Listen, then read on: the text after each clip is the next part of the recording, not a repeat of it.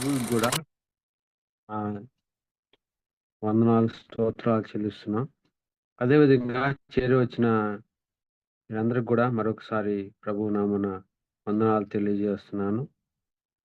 ఈ ఇప్పుడు మనం హెబ్రీ పత్రిక ఒకటో అధ్యాయము 6 నుంచి మనం 14 వచనాల వరకు చూసుకుందాం. యాక్చువల్‌గా ఒక అధ్యాయము ఒక రోజులో ఫినిష్ చేయాలని మనం అనుకున్నాం. కానీ అది ఆ విధంగా ఈ రోజన్నా మనం కంప్లీట్ చేద్దాం మొదటి అధ్యాయాన్ని. ఆ విధంగా త్వరగా మనం ముగించుకుంటే మనం ఉంటది. ఎందుకంటే మనం డీప్‌గా మనం లోతుగా మనం ధ్యానించడం లేదు కానీ, హెబ్రీ పత్రిక మనం ఎప్పుడైనా చదివినప్పుడు కొంత మట్టుకు మనకు ఒక ఐడియా చదువుతున్నప్పుడు మనం ప్రతిదినము వాక్యం చదువుకునేటప్పుడు హెబ్రీ పత్రిక రాంగానే చదువుకునేప్పుడు అర్థం కాకుండా చాలా ఉండకుండా ఉండడానికి అది మనం ఒక ఆహ్, బైబిల్ స్టడీలో ఈ విధంగా మనం కొంత మట్టుకు చూసుకుంటున్నాం. కానీ ఇంతకుముందు మనం చూసుకున్న విషయాలలో అన్నిట్లో గూడా మనం పోయిన వారం 5 వచనాల వరకు చూసాం. ఆయన వ్యక్తిత్వం గురించి చూసాం. ఆ వ్యక్తిత్వంలో 7, 8 వరకు ఆయనవి ఉన్నాయి. వాటినే మళ్ళీ ఆ! 5వ వచనం నుంచి వాటిని మళ్ళీ పాత నిబంధనలో ఉన్న వచనాల్ని చూపిస్తూ, అయి మళ్ళీ మళ్ళీ ఆయన వివరిస్తున్నట్టుగా, ఆ రెఫరెన్స్ చూపిస్తూ మళ్ళీ వివరిస్తున్నాడు అని మనం చూస్తున్నాం. ఆయన మహిమ గురించి మనం చూసాం. ఆయన తేజస్సు ఎటువంటి మహిమ కలిగిన వాడో చూచాం. ఆయన ఏ స్వరూపం కలిగున్నాడో, ఆయన తత్వం ఏమిటో మనం ఫిలిప్పీ పత్రికలో చూసాం. ఆయన దేవుని స్వరూపుగా ఉన్నాడు. దేవునితో సమానుడిగా ఉన్నాడు. కానీ ఆయన తత్వం మానవుడిగా మన కోసం వచ్చేటట్టుగా మనం చూసాం. రిక్తుడిగా వచ్చామని చూసాం. ఆయన మాట మహత్కలమైనది అని మహత్తుగల మాట అని మనం చూసాం. ఆయన మాట సెలవిస్తే అది ఆదికాండంలో చూసాం. అది కలిగినట్టుగా వెలుగు కలిగింది. అట్లా విధంగా 6 దినాలు ఆయన మాట ద్వారా చేసినట్టు మనం చూస్తున్నాం. అదే మనకు కొత్త నిబంధనలో సువార్తల్లో గూడా నువ్వు ప్రభా నువ్వు ఒక మాట మాత్రం ఇస్తే చాలు నా దాసుడు బ్రతుకుతాడు అని. ఇయన్నీ గూడా యూదులకి ఆహ్, బాగా తెలిసిన విషయాలే. కానీ అయన్నీ గూడా ప్రభువులో ఉన్నాయి. క్రీస్తులో ఉన్నాయి. ఆయనే క్రీస్తు అని ఆయన్ని గురించి ఆయన తత్వం గురించి చెప్తూ ఈ విధంగా మాట గురించి కూడా చెప్పినట్టుగా మనం చూస్తున్నాం. లాజరు బయటికి రమ్మనంగానే ఆయన వచ్చాడు. ఆ విధంగా చనిపోయి తిరిగి లేచి గుడ్డివారు విధంగా స్వస్థత పొందుతున్నప్పుడు నికోదెము గూడా నువ్వు దేవుని కుమారుడివే నిజంగా. ఎందుకంటే దేవుని కుమారుడు తప్ప ఈ ఆశ్చర్యకార్యాలు ఎవరు చేయరు అని నికోదెము యోహాను సువార్త 3 అధ్యాయంలో ఆయన దగ్గరికొచ్చినాడు. ఈ విధంగా యూదులకి దేవుని కుమారుడు మెస్సయ్య అనే సూచనలు తెలుసు. తెలుసు కాబట్టి ఇయన్నీ మళ్ళీ ఆయన తత్వం గురించి, ఆయన వ్యక్తిత్వం, ఆయన ఔన్నత్యాన్ని గురించి చెప్తూ వచ్చాడు. కానీ ఇక్కడ ఈ ఐదవ వచనం నుంచి దూతల కంటే శ్రేష్ఠుడు అని చూపించడానికి ఆయన అనేక వచనాలు చూపిస్తూ ఆయన వస్తున్నట్టుగా మనం చూస్తున్నాం.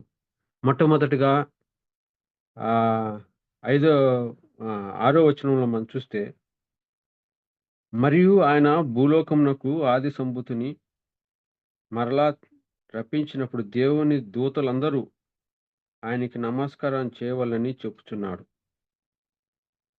ఇది ఈ వచనం మనం పోయిన వారం కీర్తనలో 2 అధ్యాయంలోను చూచాము.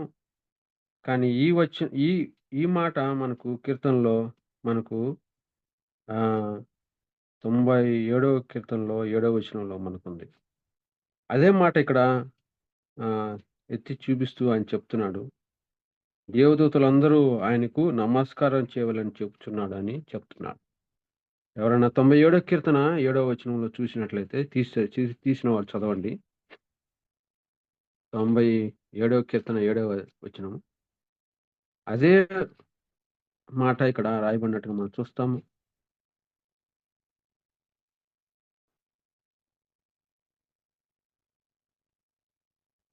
తొంభై ఏడు ఏడన్నా? 7.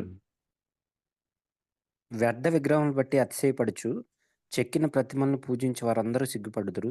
సకల దేవతలు ఆయనకు నమస్కారం చేయును. ఇక్కడ మనం చూస్తున్నాం. మీరు దేవదూతలు గొప్పవారు అని మీరు అనుకుంటున్నారు. వాళ్ళెందుకు గొప్పవారు, దేవదూతలు ఎందుకు గొప్పవారు అని వాళ్ళు యూదులు అనుకుంటున్నారో, దానికి కూడా మనం 2 రెఫరెన్స్ మనం చూద్దాము. గలతీ రాసిన పత్రిక 3 అధ్యాయం 19 వచనంలో వాళ్ళ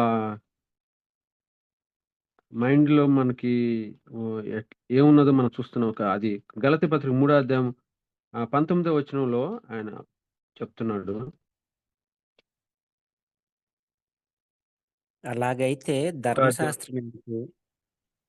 ఎవనికి ఆ వాగ్దానం చేయబడెనో ఆ సంతానం వచ్చే వరకు అది అతిక్రమమును బట్టి దానికి తరువాత ఇయ్యబడెను. అది మధ్యవర్తి చేత దేవదూతల ద్వారా నియమింపబడెను. మధ్యవర్తి ఒకనికి మధ్యవర్తి కాడు కానీ దేవుడొక్కడే.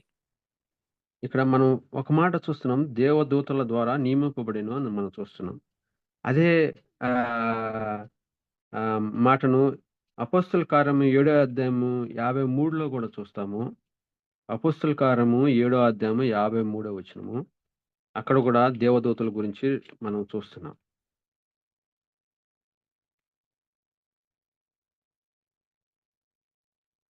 దేవదూతల ద్వారా నియమింపబడిన ధర్మశాస్త్రం మీరు పొందితిరి గాని దాన్ని గైకొనలేదని చెప్పెను.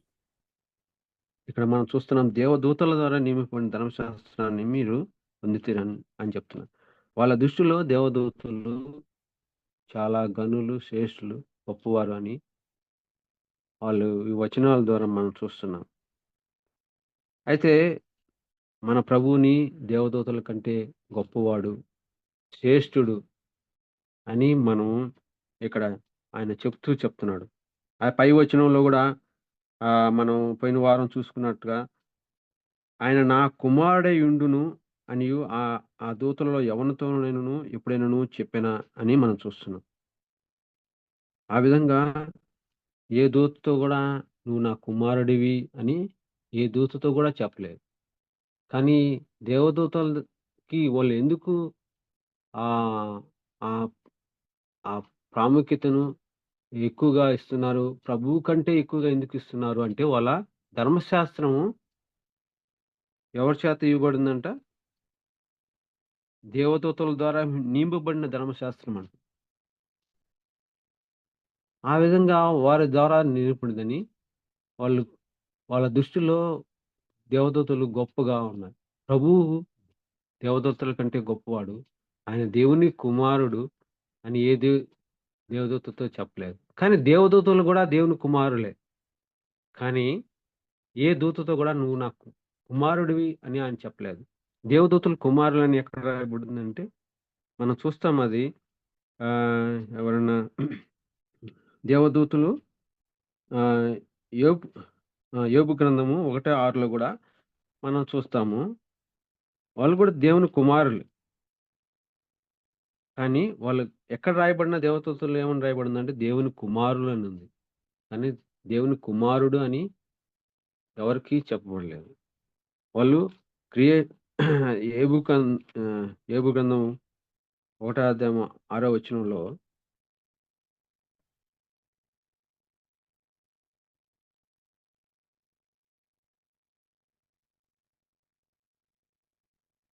దేవదూతలు యెహోవా సన్నిధిన నిలుచుటకై వచ్చిన దినము ఒకటి తటస్థించెను. ఆ దినమున అపవాదియగు వాడు వారితో కలిసి వచ్చెను అని అక్కడ రాయబడింది. కానీ ఇక్కడ దేవ దేవదూతలు అని ఒకటి చెప్పబడి కింద ఏమని రాయబడిందంటే దైవ కుమారులు అని చెప్పబడింది. ఎక్కడ చెప్పినా దేవదూతల గురించి సన్స్ ఆఫ్ గాడ్ అని రాయబడింది గానీ, సన్ ఆఫ్ గాడ్ అని ఎక్కడ కూడా రాయబడలేదు. ఆయన అదే మాటను ఆ కీర్తనల గ్రంథం 89:6లో గూడా దేవదూతల గురించి చెప్పబడింది. వాళ్ళు పరిచారకులు. కీర్తన గ్రంథము 89, 6 వచనం. 89, 6.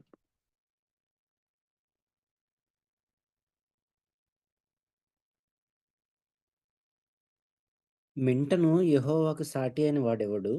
దైవపుత్రుల్లో యెహోవా వంటి వాడెవడు? ఇక్కడ దైవపుత్రులలో యెహోవా వంటి వాడెవడని మనం చూస్తున్నాం. ఇక్కడ గూడా దేవుని సన్స్ ఆఫ్ గాడ్ అని రాయబడింది దేవదూతల గురించి. ఆ విధంగా ఏ దూతతో గూడా ఆయన నా కుమారుడివి అని చెప్పబడలేదు. అదే మాట చివరి వచనంలో గూడా చెప్ప చెప్ చెప్తా ఉన్నాడు. ఈ విధంగా దేవదూతలు ఎందుకు వాళ్ళు వెయిటేజ్ ఇస్తున్నారంటే, దేవదూతల ద్వారా వాళ్ళు ధర్మశాస్త్రాన్ని పొందారు. వాళ్ళకి ఆ విధంగా దేవుని మాటలు మెసేజ్ వచ్చినట్టుగా మనం చూస్తాం.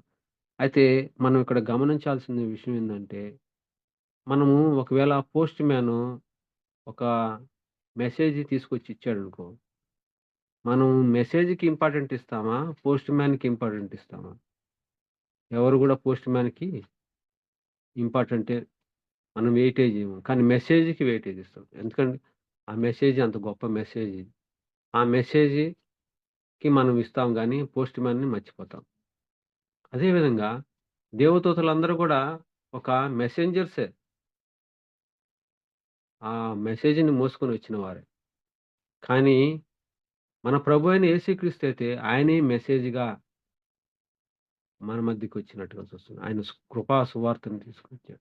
ఆయనే ఒక మెసేజ్‌గా ఉన్నాడు. ఆయన మెసెంజర్ గాదు. కాబట్టి మనం దేవదూతల కంటే ఆయన శ్రేష్ఠుడు. దేవదూతల కంటే గొప్పవాడు. ఆయన్ని దేవదూతలందరూ గూడా నమస్కరిస్తారు అని 97 కీర్తనలో మనం చూస్తున్నాం. అదే మాటనిక్కడ చెప్తున్నాడు. దేవుని దూతలందరూ ఆయనకి నమస్కారం చేయవలని చెప్పుచున్నాడు. ఆ విధంగా కుమారునికి ఆ విధంగా నమస్కారం చేసేవారుగా ఉన్నారు. కాబట్టి ఆయన మీరనుకున్నట్టు దేవదూతల కంటే శ్రేష్ఠుడు. ఆయన మెసెంజర్ గాదు. ఆయన మెసేజ్. ఆయన గొప్ప మెసేజ్ మనకు అందించినవాడు. ఆయన కృపా సువార్త ఆయనున్నాడు. అదే విధంగా 7వ వచనంలో మనం ఇంకా ముందుకెళ్తే, ఆ దూతలను వాయువులుగాను, తన సేవకులను అగ్ని జ్వాలలుగాను చేసుకున్నవాడు, అది తన దూతలను గూర్చి చెప్పుచున్నాడు కానీ, తన గూర్చయితే, దేవా నీ సింహాసనము నిరంతరము నిలుచున్నది. నీ రాజదండము న్యాయార్థమైనది అని మనం చూస్తున్నాం. ఈ 7, 8 వచనాలలో మనం చూసినట్లయితే కీర్తనల గ్రంథం 104, 4లో మనం చూస్తాము. ఆయన అదే మాటను ఇక్కడ రాస్తున్నట్టుగా మనం చూస్తున్నాం. కీర్తనల గ్రంథము 104, 4 చదవండి.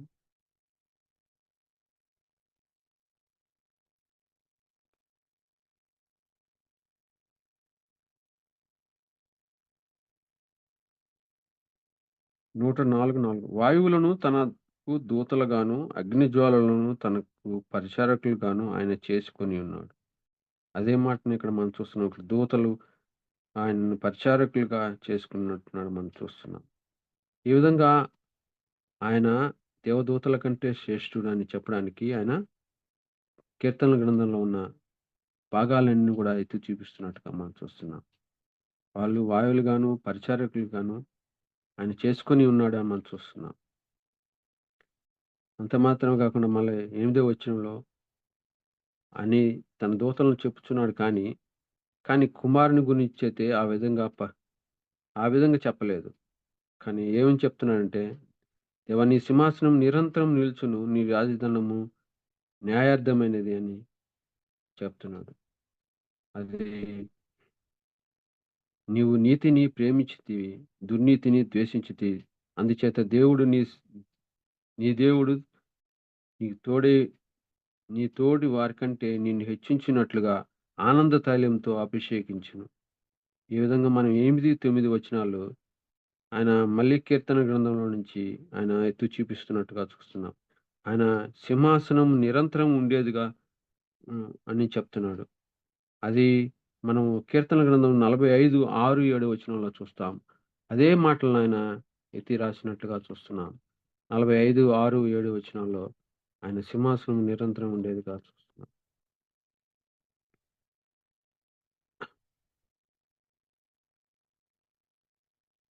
దేవా! నీ సింహాసనము నిరంతరము నిలుచును. నీ రాజదండము న్యాయార్థమైన దండము.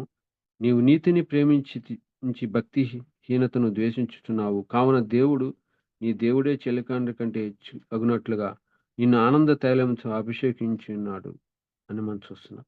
ఇక్కడ ఆయన దేవుని కుమారుడు గురించైతే ఈ విధంగా చెప్తున్నాడు అని ఇక్కడ చెప్తున్నాడు. ఆయన గురించి ఏం చెప్తున్నాడు? ఆయన సింహాసనం నిరంతరం నిలిచేదిగా ఉండేది.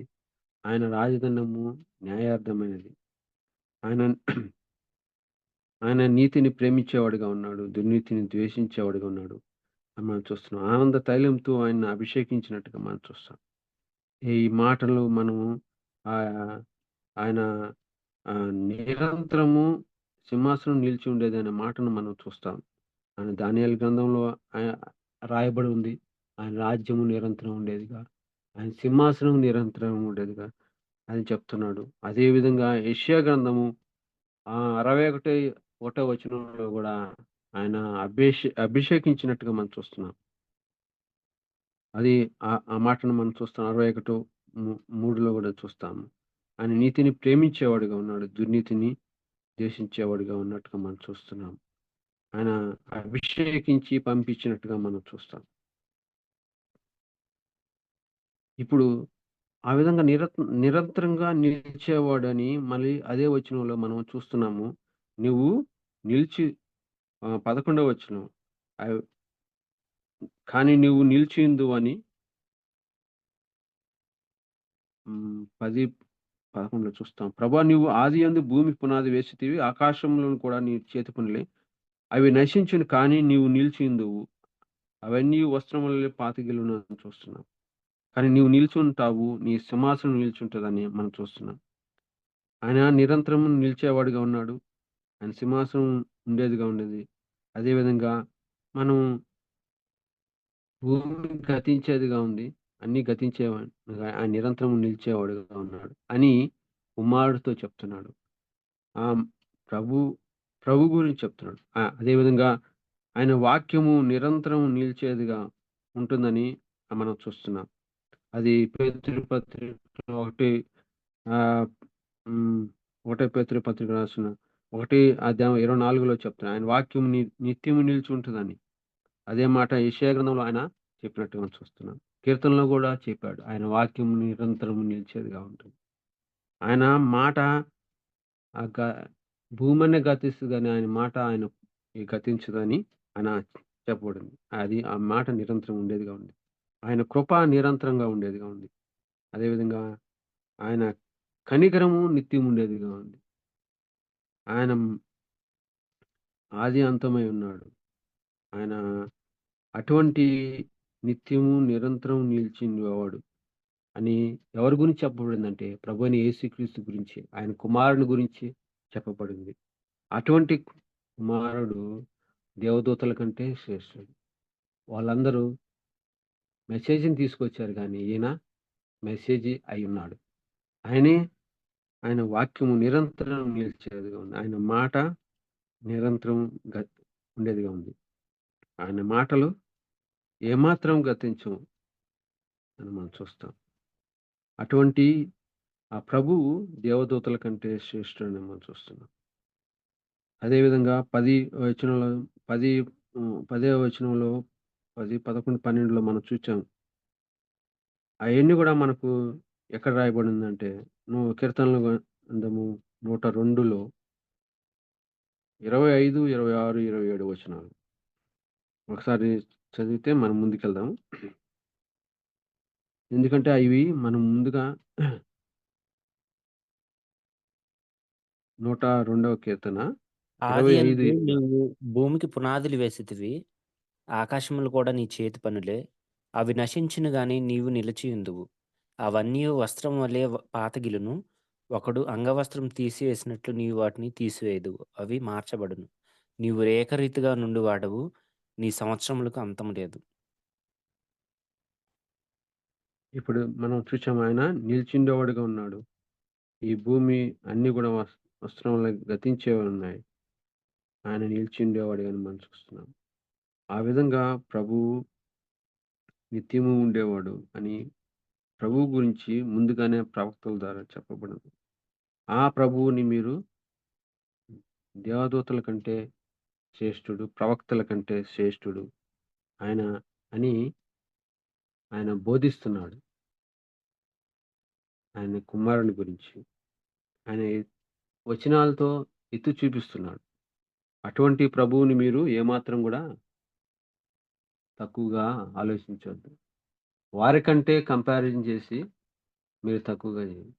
కరెక్టే వాళ్ళు ధర్మశాస్త్రాన్ని ఇచ్చారు. వాళ్ళు మెసేజ్ తీసుకొచ్చారు. కానీ ఆ మెసేజ్ తీసుకొచ్చిన వాళ్ళకంటే మెసేజ్ గాని ఆయన మెసేజ్‌గున్న ఆ ప్రభువు, కృపా సువార్త అయిన ప్రభువు ఆయన వీళ్ళందరికంటే శ్రేష్ఠుడు. ఆయన నిత్యం నిలిచే ఉండేవాడు అని చెప్తున్నాడు. అదే విధంగా ఆహ్, ప 13వ వచనంలో నేను నీ శత్రువులను నీ పాదములకు పాదపీఠముగా చేయు వరకు నా కుడి పార్శ్వమున కూర్చుండుము అని చెప్తున్నాడు. ఆ మాట మనము ఆహ్, చాలా దగ్గరలో చూస్తాము. కానీ ఈ మాట ఆహ్, మనకు కీర్తనల నుంచి ఆయన ఎత్తి చూపించినట్టుగా మనం చూస్తాం. కీర్తనల గ్రంథం 110 ఒకటో వచనంలో మనం చూస్తాం ఆ మాటను. ప్రభువు గురించి ఆయన చెప్పినట్టుగా చూస్తున్నాం. అన్ అప్పటి వరకు నా కుడి పార్శ్వమున కూర్చుందుము అని కీర్తనలు 110 ఒకటిలో చెప్పబడుతుంది.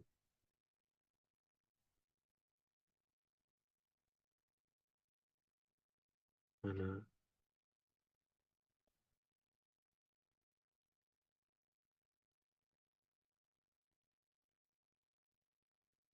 ప్రభువు నా ప్రభుతో సెలవిచ్చిన వాక్కు, నేను నీ శత్రువులను నీ పాదములకు పీఠముగా చేయు వరకు నా కుడి పార్శ్వన కూర్చుండుము అని మనం చూస్తున్నాం.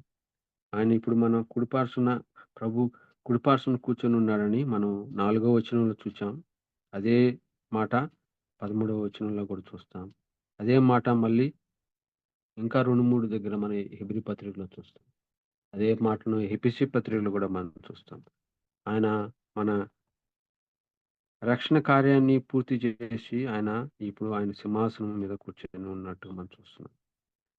ఆయన శత్రువులు ఆయన పాదం కింద చేయి వరకు ఆయన లాస్టు ఆ శత్రువు అపవాదిని సంపూర్ణంగా శత్రువులందరిని గూడా ఆయన పాదపీఠం చేసే వరకు ఆయన కుడి పార్శ్వన కూర్చుండేవాడుగా ఉన్నాడని మనం వచనాలు చూడొచ్చు. అటువంటి ప్రభువుని మీరు దూతల కంటే శ్రేష్ఠుడని మీరు గ్రహించాలి అని వాళ్ళకి చెప్తా ఉన్నాడు. ఈ మాటలు ఐదో అధ్యాయం నుంచి 13వ వచనం వరకు ఈ విధంగా వాళ్ళకి చెప్తూ ఆయన శ్రేష్ఠుడు దూతల కంటే అని మనం చూస్తున్నాం. అయితే ఈ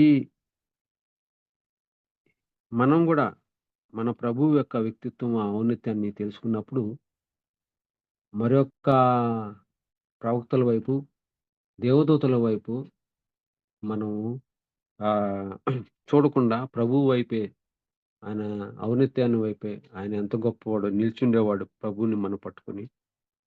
మన పాపం విషయం శుద్ధీకరణ ఆయనే చేశాడు. ఏ దేవదూతలు చేయలేదు.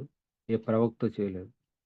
కాబట్టి ఆ ప్రభువుని మనం గట్టిగా పట్టుకోవాలని ఆయన ఈ వాక్యాల ద్వారా మనకు చెప్తా ఉన్నాడు.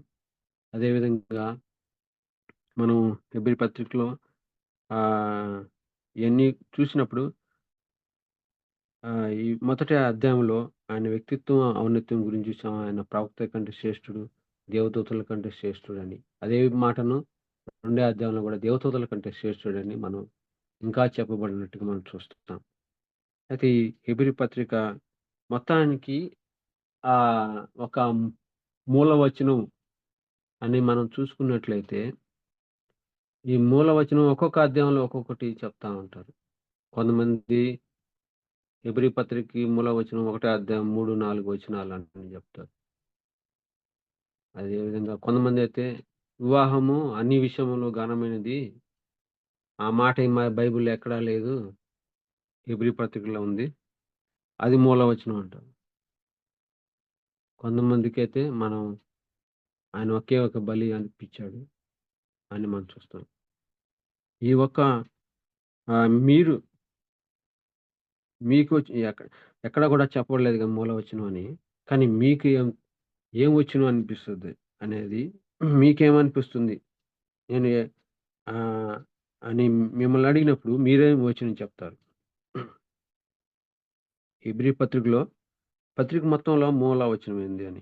కీవర్డ్స్ ఏందని మనం చూసినయి. ఎవ ఒక్కొక్కరు ఒక్కొక్కటి చెప్తారు. కానీ మీకేమనిపిస్తుందని ఎవరన్నా ఆహ్, నాకు పలానా వచనం అనిపిస్తది. ఈ వచనం కీవర్డ్స్ అని నేను అనుకుంటున్నాను. మీరు అనుకుంటే ఆ వచనం చెప్తే మనం ముందుకెళ్దాం.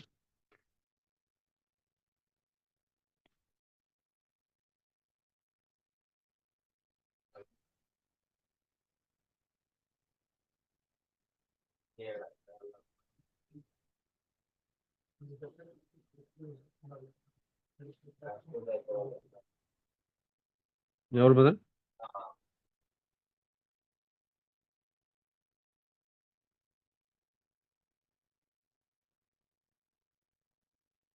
కొంతమంది ఒకటే అధ్యాయం మూడో వచనం, నాలుగో వచనం అంటారు.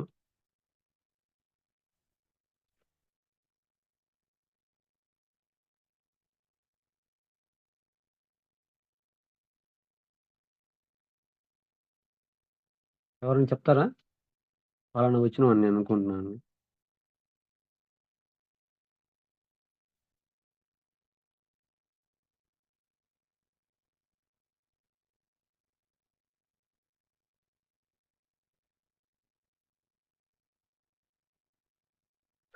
హ్మ్.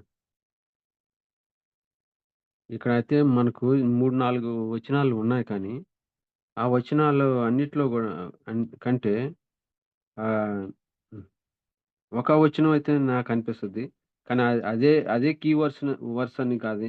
అదే మూల వచనం అని కాదు గానీ 4, 5 వచనాల్లో నాకనిపించిన మాట ఇది కొంచెం దగ్గరగా ఉంటదేమో అని నేననుకుంటున్నాను. అది నాలుగో అధ్యాయము 14 వచనం. ఎవరైనా చదవండి బ్రదర్. ఆకాశ మండలం గుల్ల వెళ్ళిన దేవుని కుమారుడైన యేసు అని గొప్ప ప్రధాన యాజకుడు మనకున్నాడు. గనుక మనము ఒప్పుకున్న దాన్ని గట్టిగా చేపట్టుదుము. మన ప్రధాన యాజకుడు మన బలహీనతల యందు మనతో సహానుభవం లేనివాడు కాడు గాని, సమస్త విషయముల్లోనూ మన వలనే శోధింపబడినను, ఆయన పాపం లేనివాడిగా ఉండెను.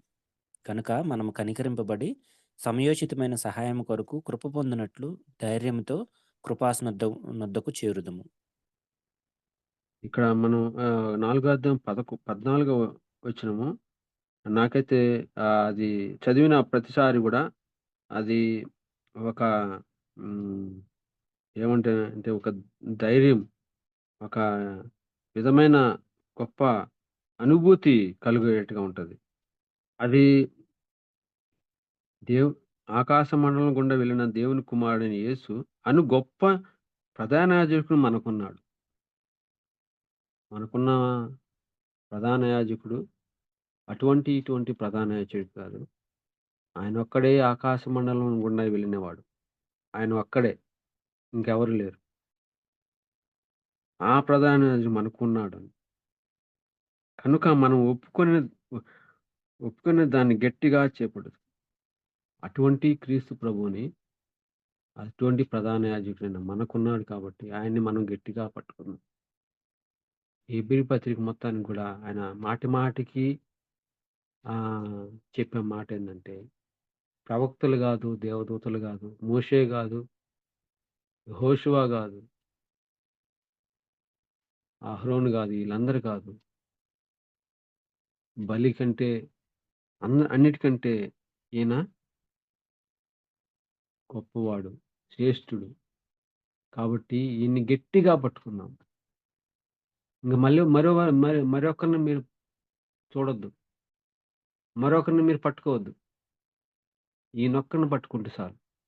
ఈయనే శ్రేష్ఠుడు. ఈయనే అందరికంటే గొప్పవాడు. ఆయన మెసెంజర్‌గా రాలేదు. ఆయన మెసేజ్ ఆయనే మనకు మెసేజయిన్‌గా వచ్చాడు.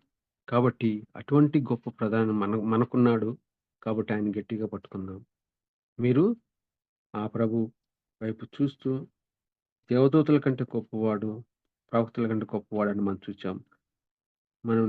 మనం ఆహ్, రెండో అధ్యాయంలో చదువుకొనొస్తే మనం రెండో అధ్యాయాన్ని ఒక్క రోజులోనే రెండో అధ్యాయం గూడా మనం ముగించుకుందాం. అట్లాగా తొందరగా ముగించుకొని మనం ఒక వచనం బై వచనం మనం చూడడం లేదు కానీ, ఒక అధ్యాయం అధ్యాయంగా మనం చూసుకొని ముందుకెళ్దాం. దేవుడి వాక్యాన్ని దీవించును.